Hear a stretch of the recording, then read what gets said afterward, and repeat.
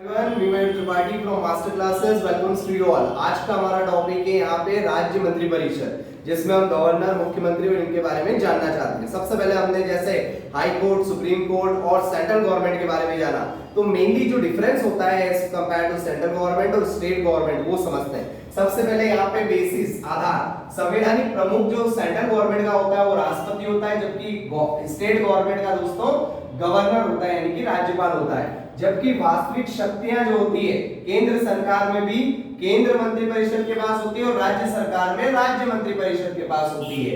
अगला, केंद्र सरकार में वास्तविक शक्ति जो मंत्री परिषद के पास होती है उसका अध्यक्ष कहलाता है कौन? प्रधानमंत्री।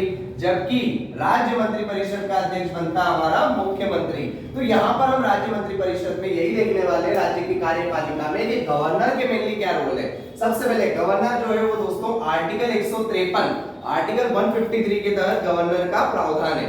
आर्टिकल 153 में ये क्लियरली कहा गया है कि कोई भी व्यक्ति जो गवर्नर की पोजीशन पे है वो एक या एक से ज्यादा राज्यों को संभाल सकता है, उसकी देखरेख कर सकता है। साथ ही साथ इसको अपॉइंटमेंट करने का काम किसका देता है? राष्ट्रपति। राष्ट्रपति ही गवर्नर को चुनता है, ये याद रखिएगा। कितने टाइम के लिए गवर्नर चुना जाता है? तो 5 साल। 5 साल के लिए गवर्नर का चयन किया जाता है।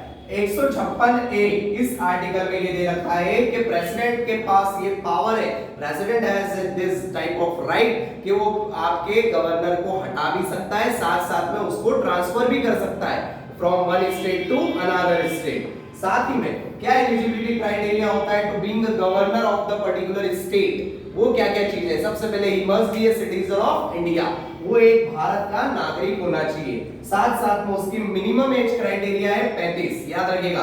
35 मिनिमम एज क्राइटेरिया है किसका? गवर्नर का। गवर्नर अपॉइंट कौन करता है? राष्ट्रपति करता है। कौन सा आर्टिकल है?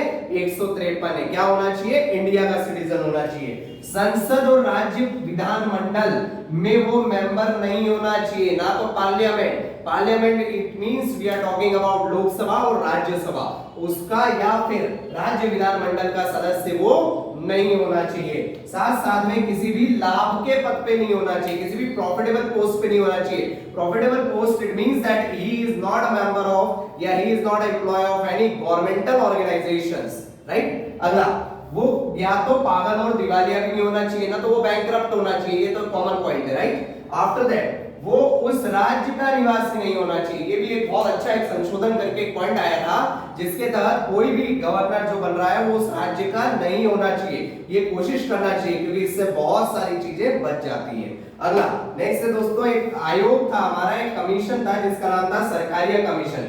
सरकारिया कमीशन ने ये अपना एक सजेशन दिया था कि to being appointment for the appointment of governor, president को किसकी सलाह लेनी चाहिए? तो प्रेसिडेंट को हमेशा मुख्यमंत्री की सलाह लेनी चाहिए उस पर्टिकुलर राज्य की, क्योंकि उस राज्य की नीति, उस राज्य की सारे कर्तव्य, उस राज्य की पॉलिसीज और योजनाओं के बारे में मुख्यमंत्री को ज्ञान रहता है, उसके बारे में नॉलेज रहता है, तो वो गवर्नर के अपॉइंटमेंट का सजेशन अच्छे से दे सकते हैं। तो किसने बताया? सरकारिया आयोग ने बताया था। आगे नेक्स्ट है दोस्तों रिजिग्नेशन। अगर गवर्नर रेजिग्नेशन देगा, अपना त्याग पत्र देगा, तो किसको देगा? उसी को देगा जिसने इसको अपॉइंट किया, यानी कि president of India. President of India.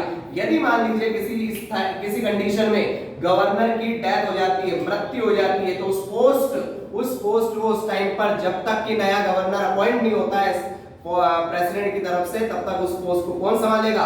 तो उस राज्य का मुख्य न्यायाधीश, chief justice of that particular state है ना, वही उस राज्य को उसको संभालेगा। अगला, कार्यपालिका शक्तियां। जैसे कि हमको पता है कुछ विधि शक्तियां होती है, कुछ कानूनी शक्तियां होती है, कुछ कार्यपालिका शक्तियां होती है। तो जो कार्यपालिका शक्तियां होती है गवर्नर की, वो कार्यपालिका शक्तियां सारी की सारी आर्टिकल 154 के तहत दे रखी है। अगला, वह विधान परिषद के 1/6 सदस्यों को मनोनीत करता है। जैसे हम जब राज्य आगे बढ़ेंगे तो हम जानेंगे क्या विधानसभा होती है, क्या विधान परिषद होती है, किस किस राज्य में विधानसभा, किस किस राज्य में विधान परिषद है। तो जिस राज्यों में विधान परिषद है वहां के उस विधान परिषद के टोटल मेंबर का 1/6 अपॉइंट कौन करेगा? तो governor of that particular state और यूनियन टेरिटरी करेगा।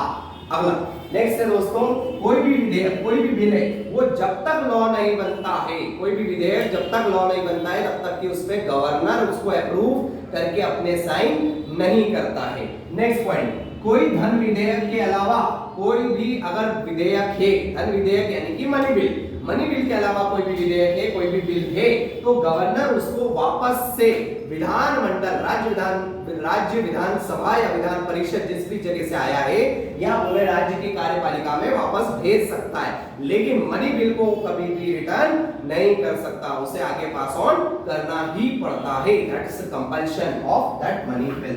तो मुझे कमेंट बॉक्स में बताइए मनी बिल का आर्टिकल कौन सा है, which article is related to money bill, यानी कि धन विधेयक कौन से अनुच्छेद से संबंधित है।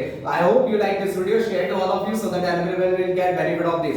Me, Mayur Tripathi, see you soon in the next video. Keep smiling. Thank you.